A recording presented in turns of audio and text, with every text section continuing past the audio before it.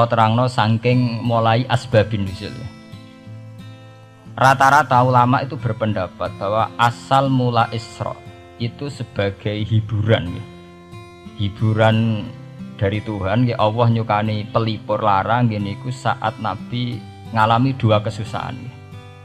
Itu periode Mekah itu periode tersulit Nabi karena beliau itu sudah minoritas ya, kaum minoritas kecil, miskin, pendukungnya tidak ada.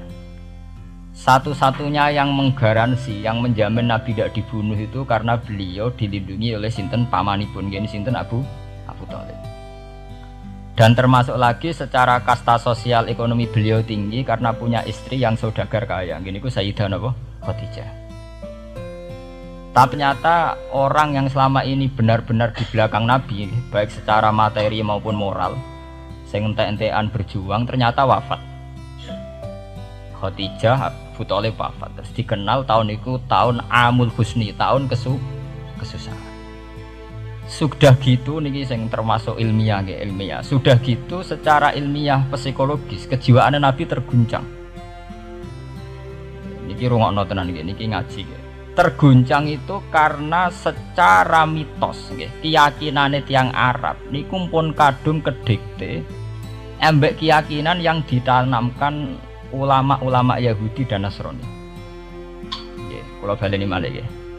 Kafir Mekah itu orang-orang bodoh, orang-orang enggak terpelajar. Mereka itu punya satu mitos, satu keyakinan yang ditanamkan oleh tokoh-tokoh intelektual Yahudi maupun Nasrani. Apa keyakinan itu? Bahwa kenabian itu yang paling mungkin kalau orang itu dari turunan Bani Israel.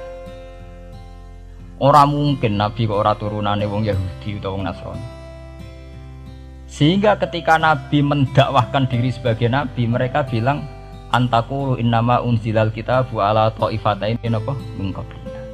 Nak jenenge wahyu harus tidak jauh-jauh sangka turunan-turunan Yahudi. Sebab itu banyak cerita di Quran, cerita konsultasi tiang kafir Mekah ya, pada tokoh-tokoh Yahudi. Setelah konsultasi ya disesatkan. Orang mungkin Nabi kok nemu ummiyin, bintu-bintu untuk napa? Wahyu. Padha-padha dadi nabi rak kita, orang Muhammad. Ini kalau cerita sejarah. Sehingga saat Nabi ngaku Nabi, niku kayak sudah jadi mitos. Nabi itu tidak boleh jauh-jauh dari Palestina. Karena Nabi Ibrahim orang Palestina, Nabi Isa orang Palestina, Yahya Zakaria juga orang Palestina, Nabi Musa juga orang Palestina. Semuanya itu tidak jauh-jauh dari komunitas Baitul Aqsa. Ini ku masjid Baitul Maqdis atau Baitul Muqaddas.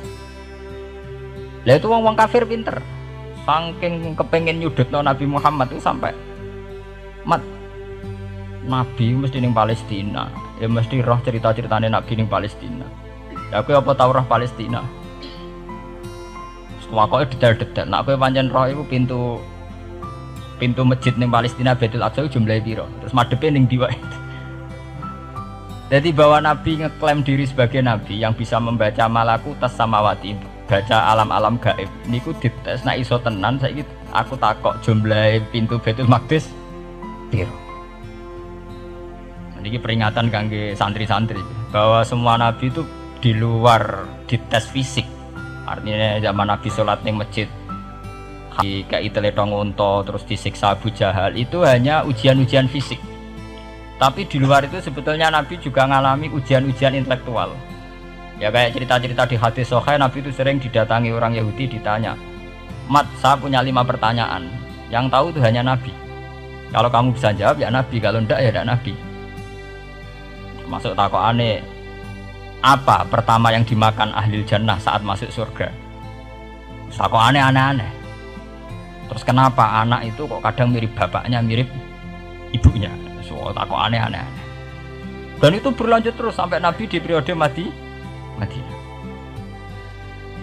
Nah sebab itu Nabi itu secara intelektual itu diasah Tuhan lewat proses Isra, di mana Nabi saat itu secara fasih bisa menjawab jumlah pintu Masjid Aqsa sekian. Perilaku Nabi Musa begini, wajahnya Nabi Musa begini, wajahnya Nabi Ibrahim begini. Sampai di hadis-hadis Sahih Nabi bisa menjelaskan detail. Nabi Musa itu rambutnya kayak ini, wajahnya kayak ini, ada mutiwal. Itu detail sekali Nabi. Sebab itu di sini diterangkan oleh Imam Suyuti, peristiwa Isra adalah peristiwa di mana Nabi berjumpa para sinten Nabi. Itu asal usulnya kenapa? Karena sudah kayak menjadi mitos, Nabi itu tidak boleh jauh-jauh dari tradisi Yahudi, tradisi Palestina. Paham ben sampean roh asal usulnya. Tapi kemudian asal usul itu sebetulnya hanya sementara, ya, hanya permainan politik. Ya, sampean ben roh sejarah, permainan politik, manipulasi politik. Sebetulnya Nabi itu ya tidak jauh-jauh dari beliau adalah keturunan Israel. Israel itu bukan menunjuk sebuah negara loh, sampean pun salah paham. Israel dalam bahasa Quran itu menunjuk auladi Yakub. Israel menjadi negara kan baru kemarin setelah diberi kemerdekaan Inggris, paham ya? Israel sebagai negara kan baru apa? Kemarin. Sehingga istilah Israel di Quran maupun di hadis adalah menunjuk auladi Yakub. So intinya di antara anak Nabi Yakub ono jenenge Yahuda. Yahuda di turunan-turunan itu Bani Yahuda. Niku diarani Bani napa? Israel. Ternyata setelah dirunut, Nabi Muhammad itu tidak beda jauh dengan keluarga Israel. Karena Nabi adalah turunannya Nabi sinten? Ibrahim. Oke. Nabi Ibrahim niku gada putra kalih sing gada turunan gini ku Ishak kalian Ismail. Ismail kalian Nabi Ibrahim disalab teng Mekah. Gini ku sing disebut Quran inni askantu min dzurriyyati biwatin ghairi dzi sar'in inda baitikal muharram. Terus saking Nabi Ismail nurun-nurun ngantos Sayyid Adnan. Ya, mulane nak teng berjanji disebut wa adnanu bila raibin inda dzawil ulumin nasabiyya ila dzabihi Ismail nisbatuhu wa muntama. Secara teori ilmu nasab Sayyid Adnan jelas-jelas wa adnanu bila raibin inda dzawil ulumin nasabiyya ila dzabihi Ismail nisbatuhu wa muntama. Tapi yang menjadi masalah yaitu tadi saya sudah bilang ya. Seakan-akan Nabi Muhammad itu orang yang benar-benar berbeda dari dinasti itu, dari keturunan itu. Karena orang Yahudi, orang kafir Mekah di kepentingan menggagalkan kenabian Muhammad. Sehingga dilecehno Muhammad bin Abi Kabsah. Oh Muhammad sing cilik di rumah tukang angan wedhus itu. Jadi kowe nak seneng kiai kan inna akramakum indawi atqakum. Cek ben Karlan, cek Karmin pokoknya takwa ya kiai. Ya, itu enak lagi gedeng kiai iku kan. Anake Karlan kok kakean tingkah. Lah dhisik wong Mekah ya ngoten niku. Jadi nak muni Muhammad bin Abdullah bin Abdul Muthalib cek terhormat. Mereka adalah orang-orang bangsawan di seputar Quraisy. Nabi itu kastane Quraisy. Jadi kalau Muhammad bin Abdullah bin Abdul Muthalib cek ketok terhormat. Wong kafir pinter nang istilahna ora Muhammad bin Abdullah. Muhammad bin Abi Kabsah. Mergo cilike Nabi tau dirumat. Cara kene ya Karlan ning penjara desa. Mulane Nabi tau angon wedhus, mergo tau de bapak angkat sing tukang napa? Wedhus. Lah wong Mekah pinter, dididik wong Yahudi. Kena istilahnya aja Muhammad bin Abdullah bin Abdul Muthalib. Iku cek kekerenan, terlalu napa? Keren. Jadi Muhammad bin Ibnu Abi Kabsah. Di wong nak seneng Pak Harto kan Soeharto jenderal besar. Nek sing gedeng wong kemusuk kan repot ya. Terus nyebut desa asli ini asal nak seneng bupati ya jadi bupati orang nomor 1 di Bojonegoro nak gedeng golekno asal usule. Sing ngoten mun sunnatullah mulai riyen sampai kiamat ya. Sunnatullah lihat ikut kelas napa? Mengkobel. Walan tajdali sunnatillah napa? Tabdila. Ya akan begitu. Nah sehingga peristiwa Isra itu satu peristiwa rohani ya. Selain peristiwa rohani nanti akan diwajibkan sholat, juga ada peristiwa intelektual, ada pengajaran intelektual bahwa semua nabi itu harus punya tradisi yang sama, punya karakter yang sama.